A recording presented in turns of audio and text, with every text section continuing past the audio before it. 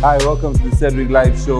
Today we have Omari Morooco, an American award-winning actor, producer, businessman. I don't know, he's so many things. But Hey, whoa. I hate to see this pretty face wash up on the banks of the Hudson Mountain. Be there, aye?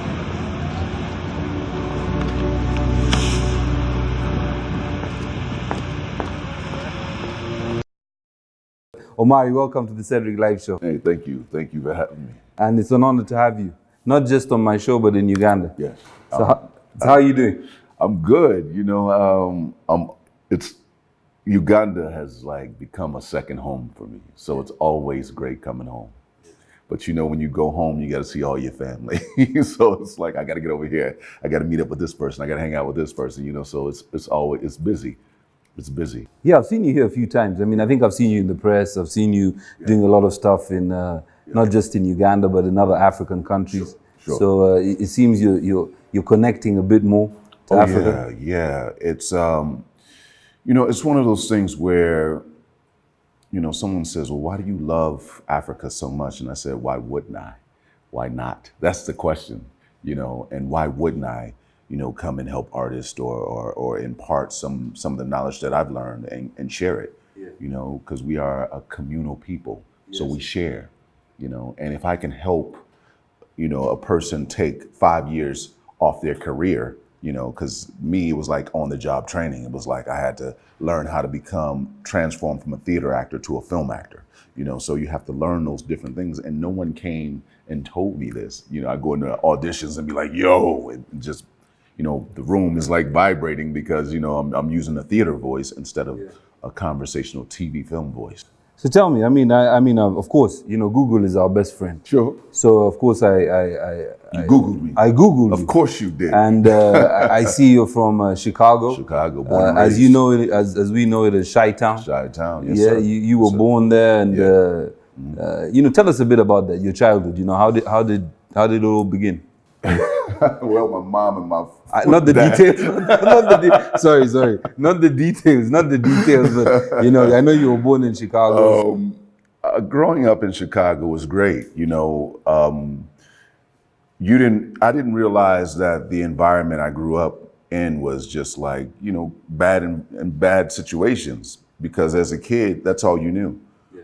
You didn't know that, you know, people using drugs or selling drugs or being on the other side of the law, you know, police kicking down your door. That was normal. That was my normalcy, or what am I trying to say?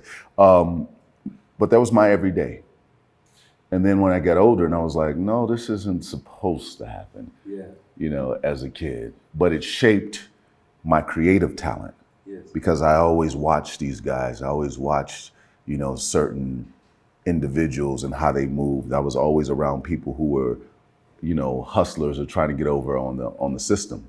So you become, you know, it almost becomes your movie screen, just watching how people interact.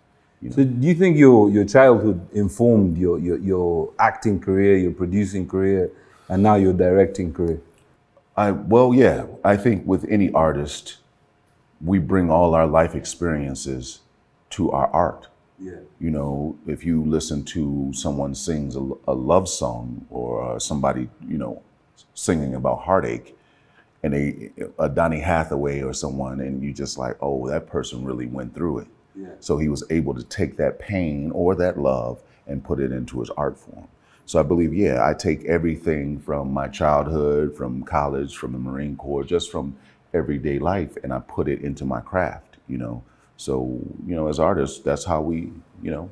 Yeah, you just said something interesting. You said Marine Corps. Yes, sir. So you were a soldier, basically. You served in the U.S. Army. Soldiers are Army. Yeah. I was a Marine. Yeah, well, here in Uganda, Marines, everybody, the military. Yeah, basically. I served in the military. I was in a war, and yeah, that shapes your perspective, and it, you know, the Marine Corps is one of the most disciplined militaries in America. Yes. So, you know, I still use that kind of discipline today.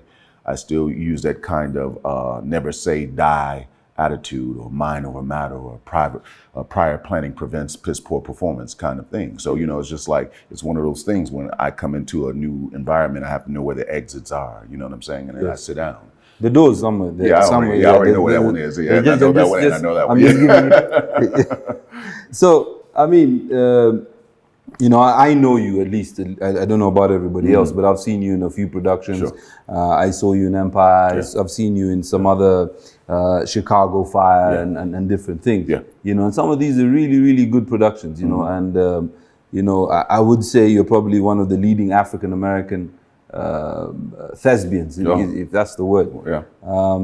How has that been? I think the last one I saw you in was Empire. Yeah.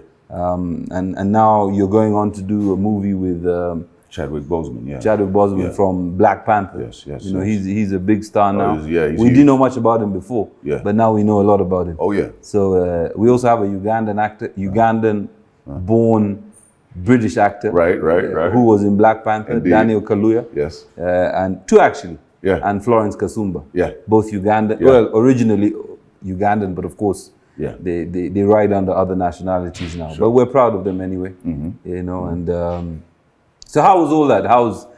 For which one did you win an award? You won an award for which one? Because I know it says award winner, but I'm not sure which one. It's funny because I always tell my students, don't act for trophies. Yeah. So any award that I've won, my mom has. I have no awards in my house, none.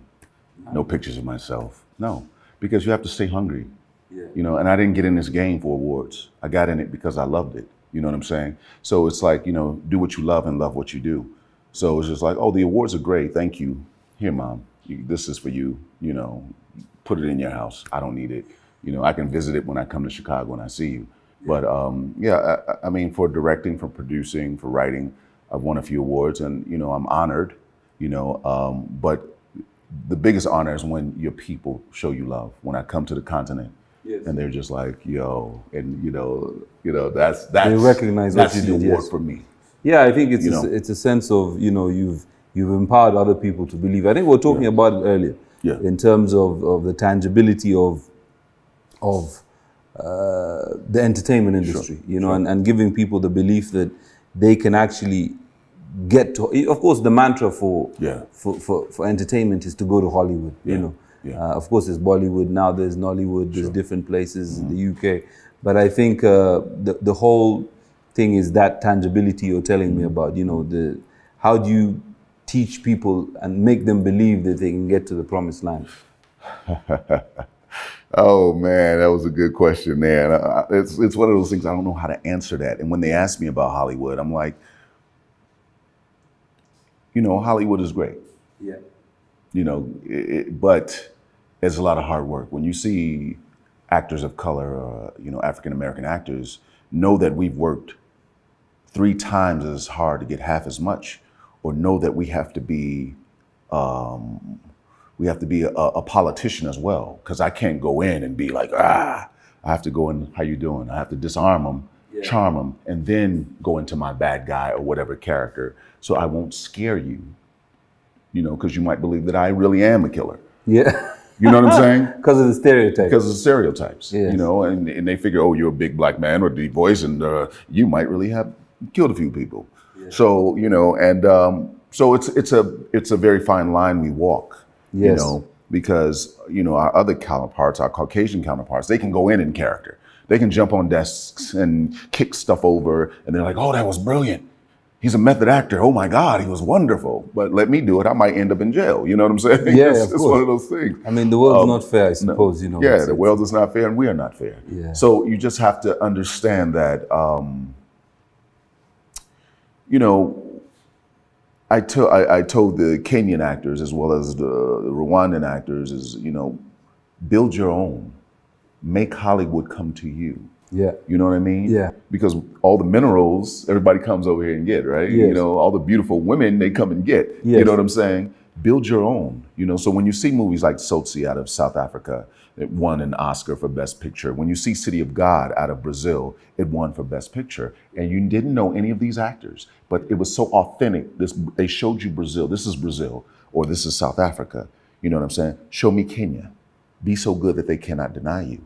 When you put it together, when you put writers and directors and actors together, put it together that is so good that they're just like, yo, okay. So we basically have to tell our own story. You do. And we need to tell our story so that Hollywood can come to us. Yeah, because you don't want anybody else telling your story. Yeah, but it's also, I think it's cheaper as well. Yeah. Than us going to America. So I think it's cheaper for you guys to come here.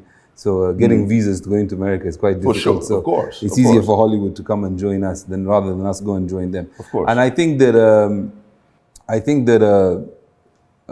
you're very right in saying that we have to tell our own story. And I guess this particular show, the Cedric Live show, is about, meeting people like yourself, inspiring the next generation. Many of the people who are going to watch this show have seen you only on television. So it's going to be hard for them to actually believe that you're here, and sitting here with me because I'm from here. Yeah. So, it's a great thing. It's a wonderful thing that you can come to Uganda and go to Rwanda and Kenya and Botswana and educate or impart your knowledge to the next generation of producers, directors, writers, whatever it may be. So, it's a wonderful thing, and we're going to cut to commercial now. But when we get back, we'll carry on. Cool. All right.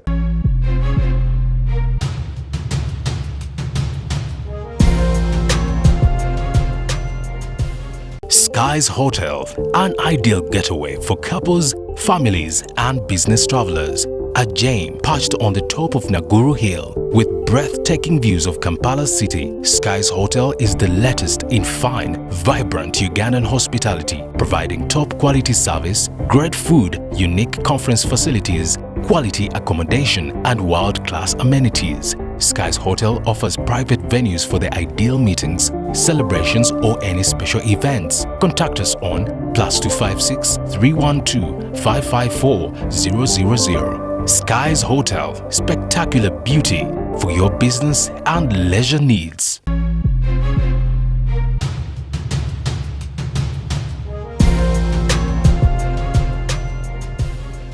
Welcome back to the Cedric Live Show. I'm here with Omari Morocco. He's been kind enough to join us. So Omari, tell me, you've been to Uganda a few times. Yes.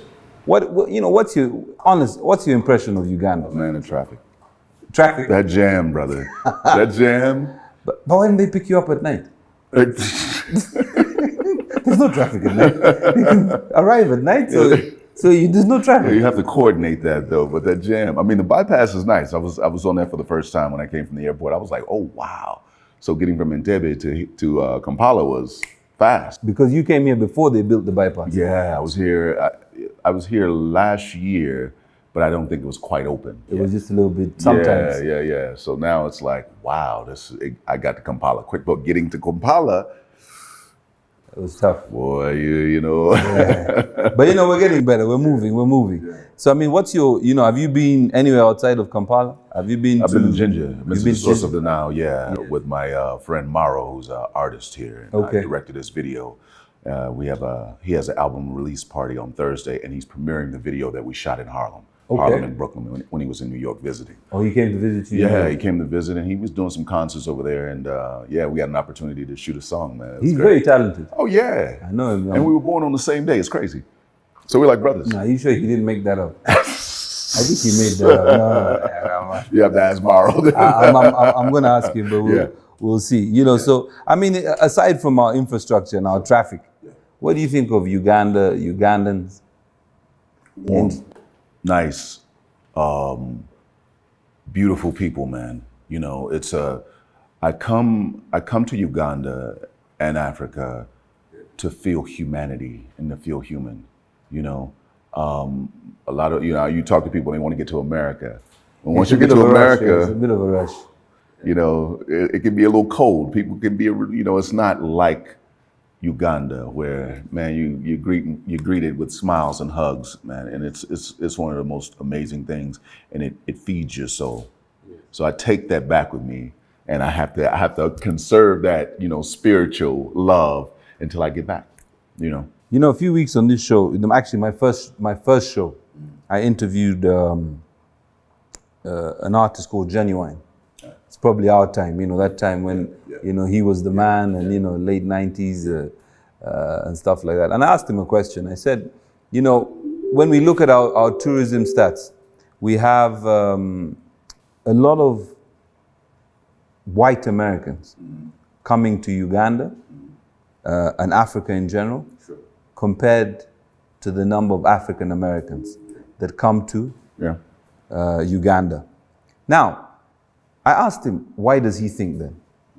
And how come we don't have more prominent African Americans like yourself coming to places like Uganda? Yet, having spent a few years in the US, there was this, you know, understanding the history of African Americans and what happened with slavery and some of the things. I would have thought that many of them would like to come to places like Uganda. Why isn't that happening? I know there are a few good men like yourself. Yeah. Genuine was here. I mean, there's been a few artists who've come here on to do gigs. So why isn't this happening? Man, that's an answer that I could just go on and on about. Let me try to condense it a little bit. I mean, you spend time in America, so you know how the media portrays Africa. Right. As a whole. You know, we say Africa like it's one country, you know, whereas 54 countries. So when they show it, they show, you know, kids with flies or famine. You see Ebola, you see HIV, you see kidnappings or genocide. That's the only time that we make the news. Yeah, you know, Africa. Because even during the genocide in Rwanda, we didn't see it. It was a blurb. Yeah. It was a blurb. And then you see Hotel Rwanda, and you're like, wait, how did we miss this? Yes. How did this happen? You know, what happened in Kenya yesterday, nobody from America was like, and they knew I was in Nairobi, you know, last week. One person said, "Are you okay?" So it's not even hitting the news over there. It doesn't even hit the news. This is Africa again with their problems. Yeah. Yeah. It's, you know, so I love my people in America. Some of them are afraid.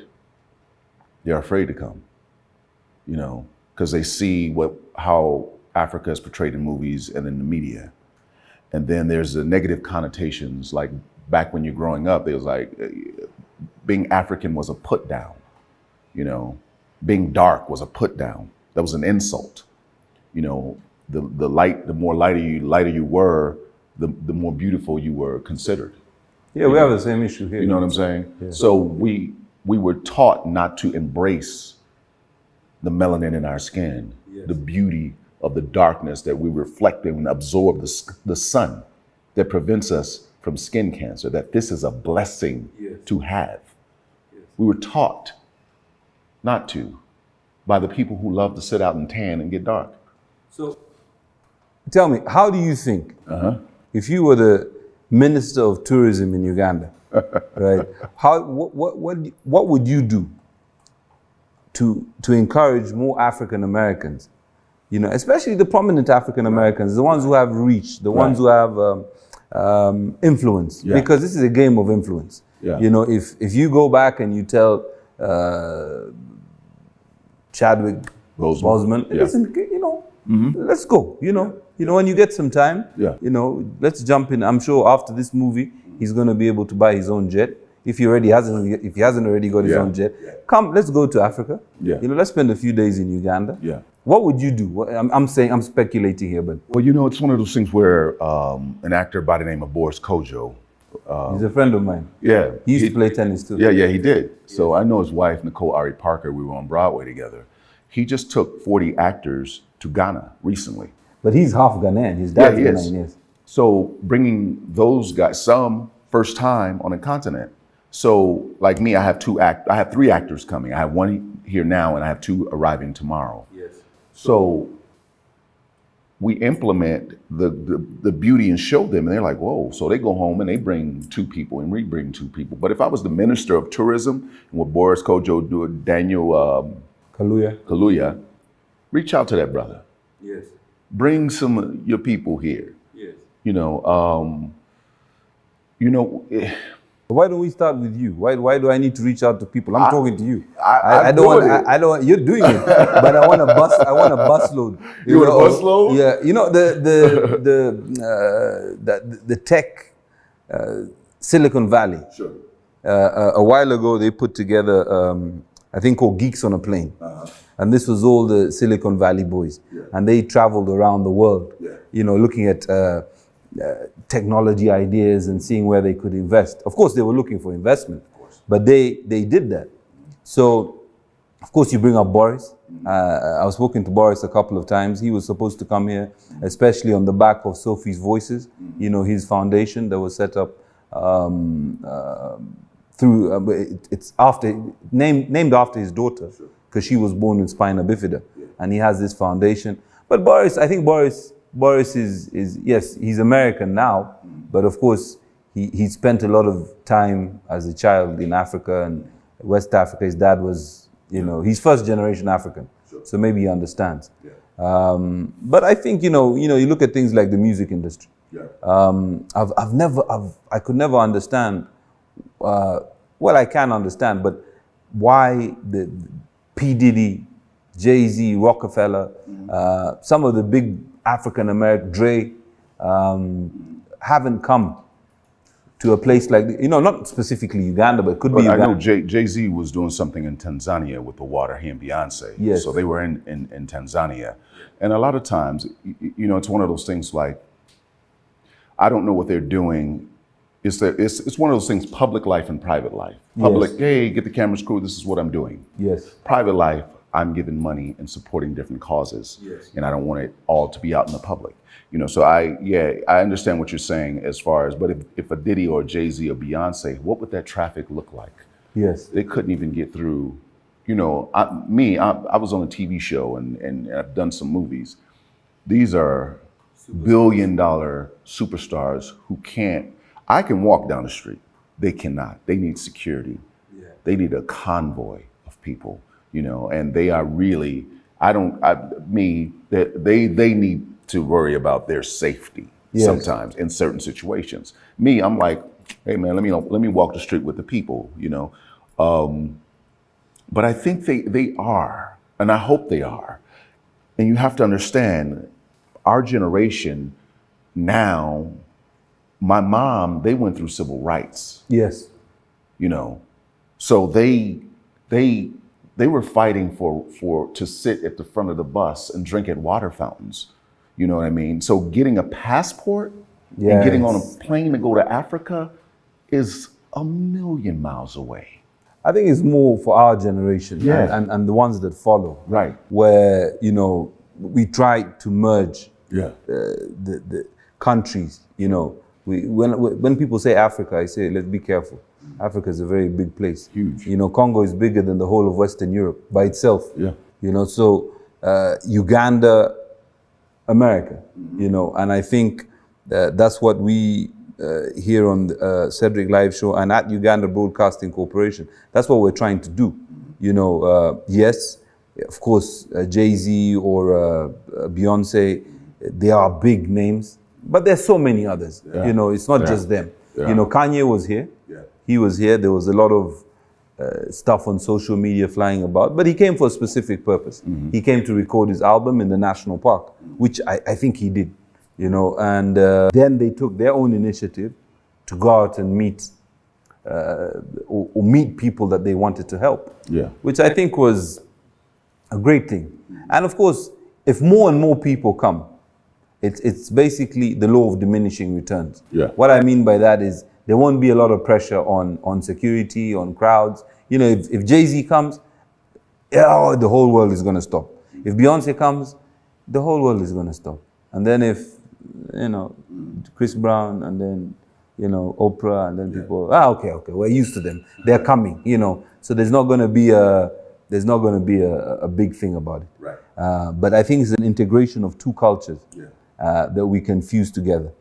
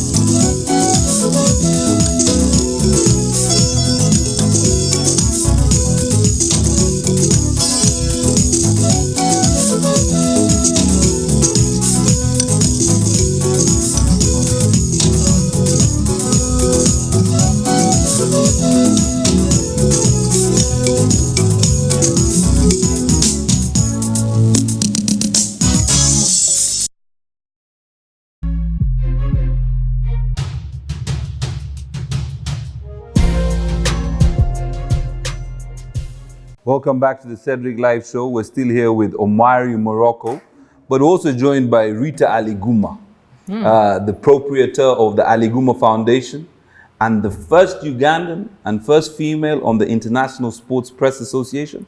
Is that right? Yes, that is actually very true. Yeah, thank you so much. First of all, congratulations. Thank you very much. You're the guys who used to follow me when I was an athlete. You still follow me as a federation president. Oh yeah. You don't invite me to your awards, but I won't take it personally. You can come to my show. That's fine. That's okay. I'm in shock that you actually don't come. Probably maybe you're never around. I have Jesus in my heart, so you guys, hope you'll invite me this year. Oh, definitely. Yeah, the WUSPA awards, of course, are coming up very soon, and definitely you'll be there. You'll be invited. Tell me a little bit about this Aliguma Foundation, because I've read a little bit about it. But before we come back to Omari, I have a few questions for him before he leaves. He's a busy man. But tell me a little bit about the Aliguma Foundation. Well, the Aliguma Foundation is an NGO geared towards empowering women and children through sports in different communities. But basically, currently we are in the slums of Acholi quarters, where we have actually improved the livelihood of children and the mothers there. Well, we can actually discuss a lot more about the foundation, the achievements, and the number of things that we have got into this community, taking back children to school, providing footballs, providing, kit materials, a number of materials for the children to engage in football, to get them off scrap business, and of course, idleness and all its evils. Yesterday I was reading an article. I think you may have sent it to me a while ago on the Acholi quarters. Now, I didn't know that the Acholi quarters is just a nickname for an underprivileged area.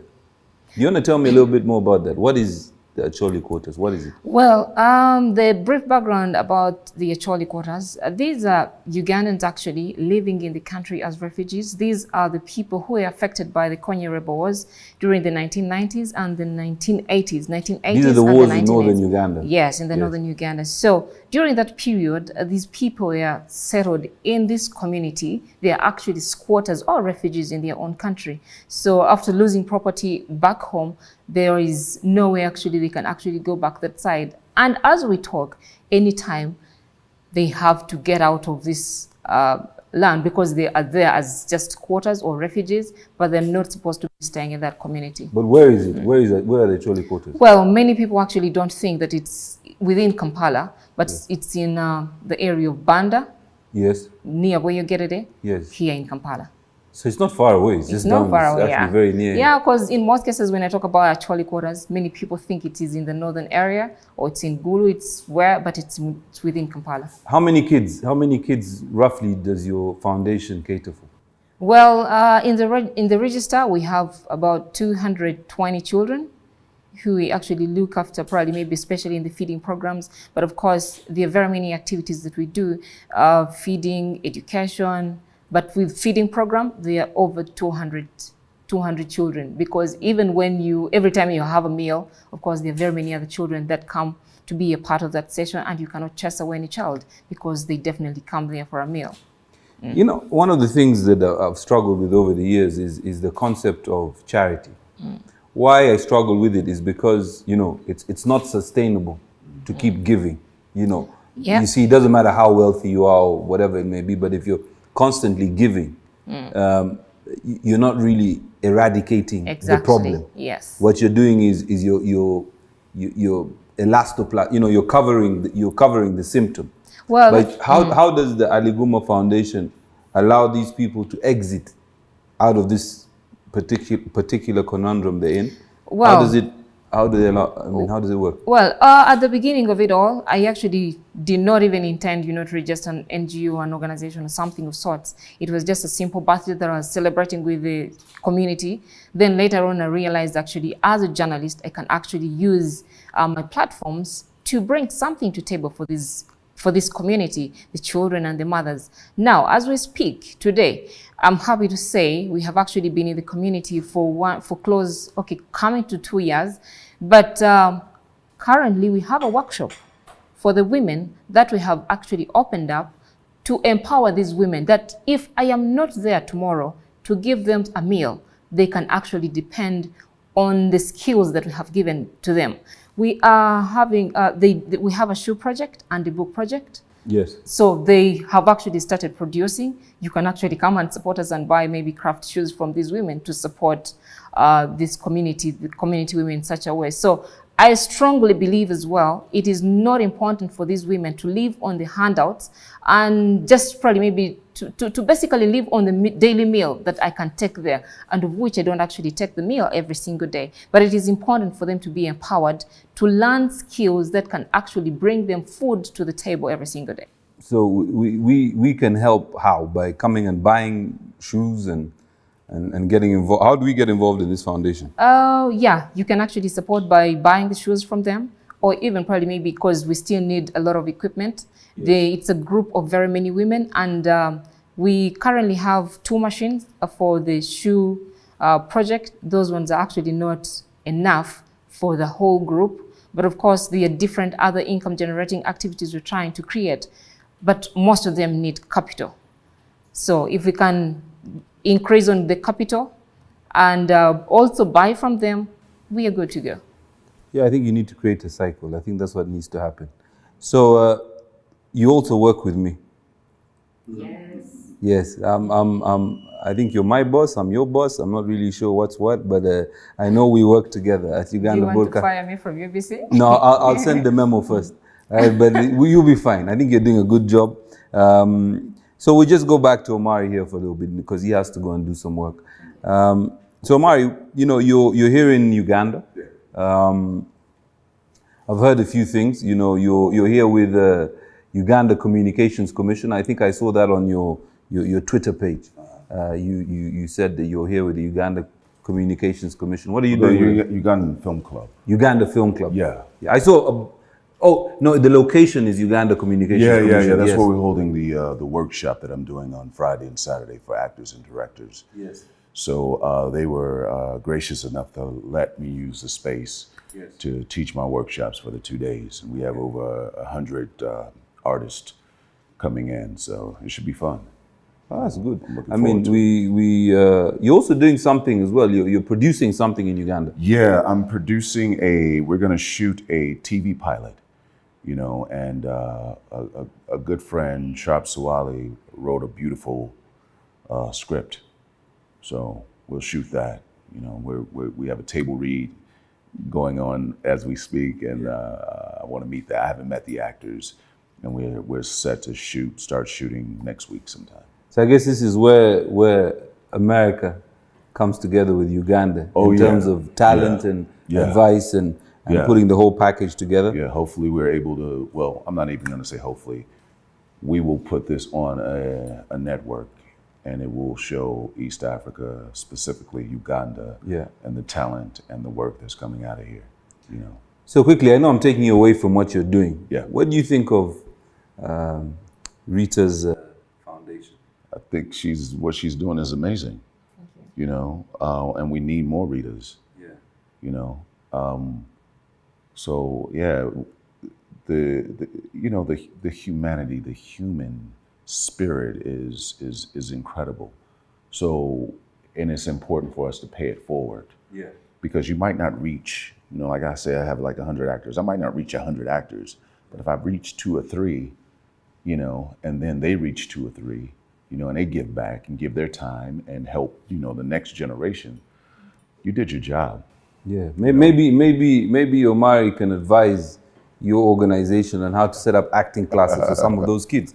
Because, you know, in Uganda, acting, sports, they're considered consumptive sectors. They're not considered mainstream yet, you know. People say it in public that they are, but behind the scenes, you know, they don't really believe that you can make a living out of sports, or you can make a living out of being in the entertainment industry. Right. You know, you've got to give the children, the next generation, all these different avenues, because not everybody's going to be great in class. Not everybody's going to be an engineer, a doctor, or whatever it may be. There are a lot of kids who are affected by things like dyslexia, but we don't know why they're not good at reading. Right. There's dyscalculia, the maths, you know. But some of them have fantastic talents, you know, like some of the athletes in Uganda. Actually, most of the top athletes have come from very humble beginnings, you know, especially the captains of all our national teams. Very few of them have come from privileged homes, because that talent has been stopped dead in its tracks. Joseph Ochaya himself comes from the same community that Chole Gordons. Yes, soccer Joseph player. Ochaya, yes. Yes, he's a Crane, isn't he? Yeah, he's on the national team now. Yes, he's one of our top soccer players.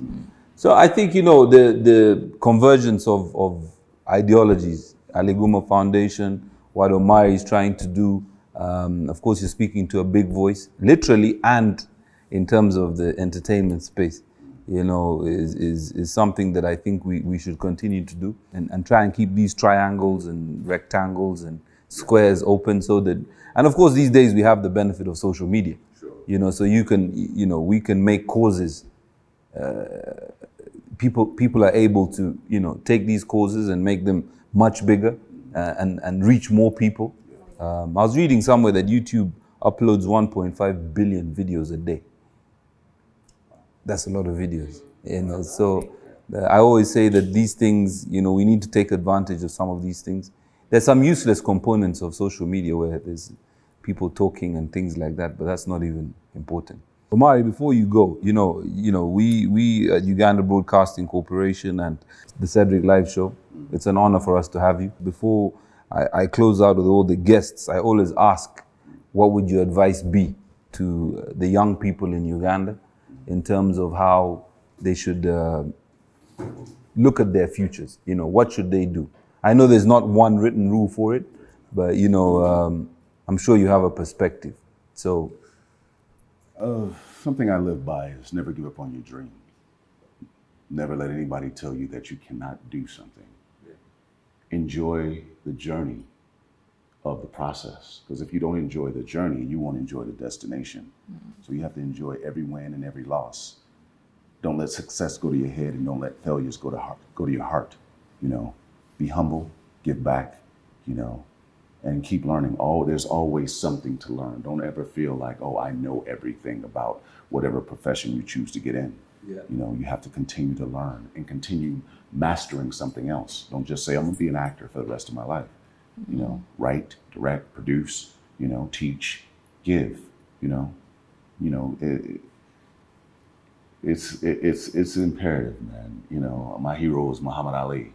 He was not he was not only the greatest, you know, boxer, but he was a great man in what he did with his philanthropy and how he inspired others. You know, so I look at that brother and how he walked down the streets with the people, and I say, man, if he can do that, if that great man right there can do it, so can I. If he can sign every autograph, I can take every picture, you know, because that's what we do. And we hope that we inspire others, you know. And what is your legacy? What will your legacy be? You know, you can be, oh, I was the greatest actor and that's it. No, I tried to help my people be better. Yeah. And by me trying to help my people be better, I became a better person. You know, people think, oh, you're training actors. No, they feed me. It feeds me to watch them, because I remember how I was like, oh, this hungry actor. So it fed my spirit. It feeds my soul. It probably feeds me more than it feeds them. So we at Uganda Broadcasting Corporation, we hope to have a lot of interaction with you. Yes. As a broadcaster, of course. It's my pleasure to meet you. Yeah, you know, people say that we're a sum total of the experiences we have and the people that we meet. So to have met you is an honor for me, and thank you for coming on the show at short notice. And best of luck with your whatever it is you're doing. Yes. And with I look forward to your movie with Chadwick Boseman. Yeah. What's it called? 17 Bridges. 17 Bridges. Yeah. When's it coming out? July. We don't have a date, but it's supposed to be premiering in July. Okay. So we'll be waiting for that, and as soon as I watch it, I'll send you a message and tell you. I'll give you my view on it. Thank you. You know, don't worry, I won't be harsh. Right? But thanks so much for coming, and guys, we'll be right back with Rita. Thank you, Omari, for coming. Thank you. And excuse me. Thank you. Thanks for having me. Good luck with everything.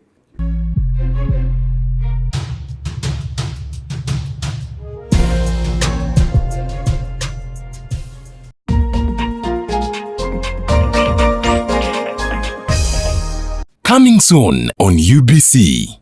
Welcome to Njuba Super Spellers. Welcome back, Super Spellers. My name is Brittany Charlotte Mwebaza, and I'm going to be your pronouncer for the day.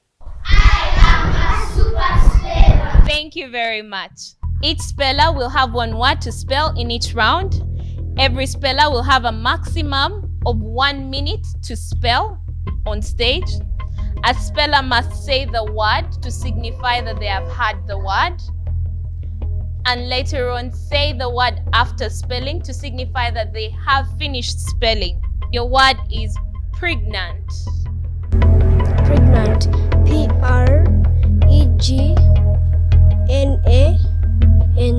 Pregnant. That is correct.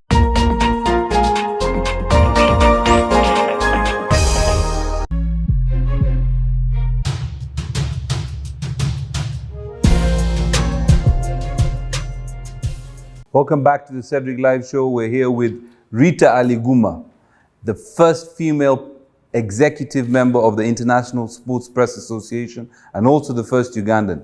Rita, again, of course we met earlier, but welcome back to the show. Tell me, what's your favorite memory growing up as a child? Well, my favorite memory, actually, maybe I'll relate this to my profession. Yes. I remember actually very well. As young children used to go, watch cartoons and all that.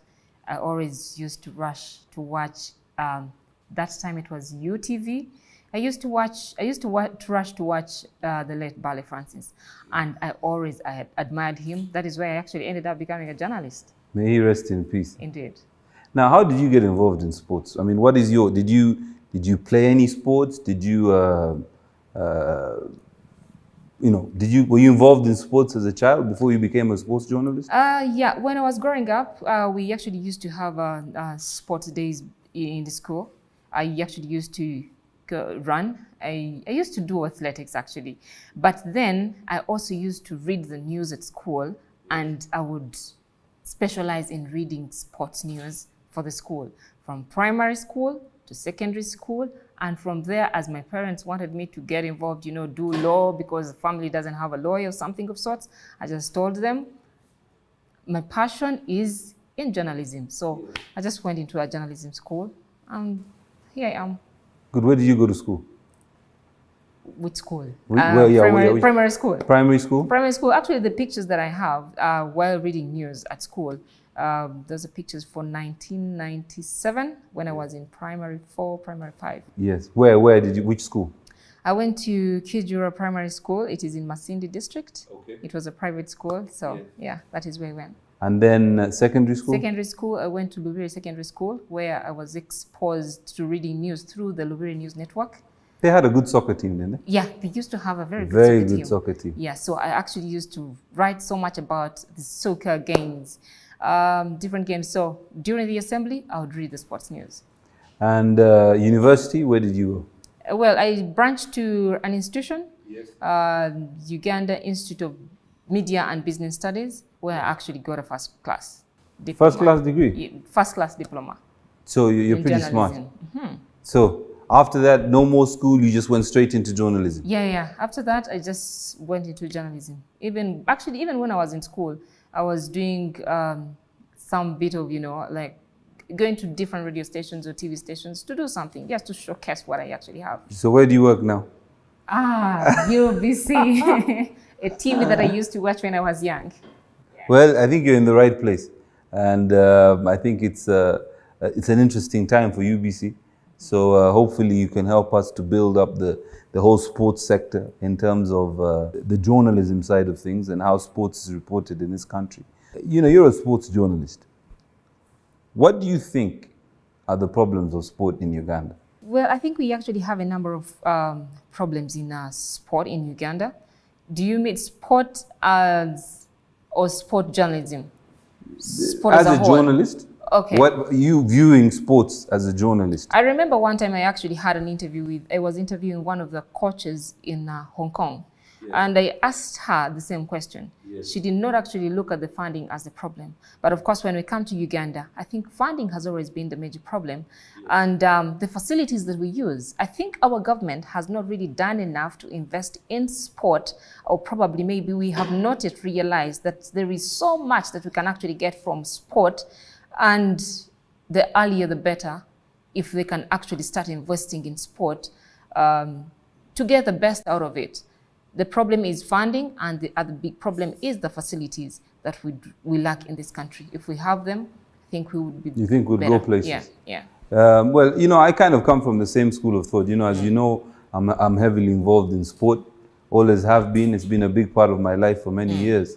Sports is still viewed as a very consumptive sector, a sector that drains the economy as opposed to improving the economy. So I think that perception has to change first. And once that changes, then the funding can kick into place, where funding increases. It's actually in the last couple of years, since the Minister of Education came in, who is also the First Lady, the budget for sport increased from 4 billion to 15 billion, which is, you know, it's a step in the right direction. So I think that's going to be a great thing. But anyway, what's your favorite sport? My favorite sport is football. You thought it was. I thought you were going to say tennis, but you know, that's okay. But actually surprising, I have very many tennis balls, by the way, which I get from Intersport. What are you doing with tennis balls? You should talk to me nicely. You're going to give us the tennis balls? So are you going to make a donation to the tennis association? On behalf of the Aliguma Foundation, probably maybe I will donate to tennis club. Oh, yes, thank you very much. I'm sure now, I'm going to make sure that the people from the Uganda Tennis Association come to the Aliguma Foundation, and we're going to make a song and dance about it. But you see, you have to put the cameras there because you're the journalist, not me. So you have to make sure that they're all the cameras so we can take advantage of this. Oh, yes. Now, going back to the Aliguma Foundation, you know, it's a thankless task because it's, you know, once you start it, it has to carry on. So how do you continue to fund your foundation? How do you, I mean, I know it's difficult, like even with federations, you know, because we're not funded, you have to go and look for money from private sector, from government, from different entities that have the goodwill. How do you sustain your foundation? Well, to begin with, what I can actually say is Rita Aliguma is a go-getter. Yes. Once I set my eyes on something, I always strive so hard to get it. The foundation actually started, you know, it did not just start from out of the blue. I actually thought maybe I was just going to do something, probably maybe trying to leave a legacy of my mother, because she used to do the same. But later on, I realized actually, think it is actually something bigger that is even beyond me. I used to say some of these things way back when I was young, that, you know, I want to build an orphanage for poor children. I want to do this when I grow up. But, you know, it is actually coming to pass. The same as I used to see myself as a journalist. So sustainability, of course, it is very difficult, but somehow I have actually managed, and God has actually opened up different doors, you know, with different people. I cannot actually say that probably maybe a particular company, a particular organization, or a particular individual gives me money every single day, but people have actually continued to help, to support in different ways. Through social media platforms, yes, they have really helped so much. So you're big on what? Facebook? Are you on all the platforms? Facebook and Twitter. Facebook is the Aliguma Foundation. Yes. Then Twitter, it's at the Aliguma Foundation. Okay, so we must follow. Yeah. So please. all these people out there, you must follow the Aliguma Foundation on Facebook and on Twitter. At the Aliguma Instagram? Foundation. Well, actually, we're not really big on Instagram. You should get on Instagram because I think people like to see, you know, visuals of what people are doing. But again, you know, I'm sure you'll find time and get that done. I know were you also the first vice chairperson of Uganda Sports Press Association? Yeah, actually, Uganda Sports... the first female vice... Yeah, Uganda Sports Press Association will be celebrating a Golden Jubilee in the next 1 year. And indeed, I'm very happy. But for the last 48 years, USPA had never had a female in that position. And I'm glad that I was the first one in the position. And I really served well. So you've done a lot of great things for sports in this country. First of all, you are on the International Sports Press Association as an executive member. First Ugandan, first female. You also you were the vice president of Uganda Sports Press Association, and you run the Aliguma Foundation. Oh, yes, yes.